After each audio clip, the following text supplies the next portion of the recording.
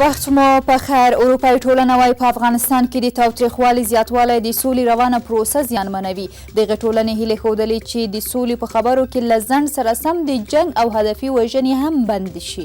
د کابل د والي مرستیال محبوب الله محبي او د غور د ولایتي شورا وکیل عبدالرحمن اتشان نن په دوو بېلابېلو مقناطیسي ماین چاودنو کې شهیدان شول. افغانستان په تېره یوه اونۍ کې د اوسپنې پټلۍ له لارې 3500 ټنه توکي صادر کړي دي.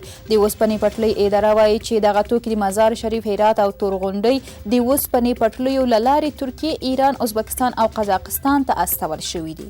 پکتیا کې سږکال 900 ټنه شات تولید شوي دي. د کرنې، اوبو لګول او مالدارۍ وزارت وایي په دغه ولایت کې د شاتو مچیو شاوخوا 450 واړه او لوی فارمونه شته چې د شاتو سږني تولید 900 ټنو ته رسیدلی دي. او روغتیا وزارت وایي په تېرو 24 ساعتونو کې د کرونا وایرس 256 نورې پیښې ثبت شوي، 26 تنه مړه او 9 تنه ترې روغ شوي دي.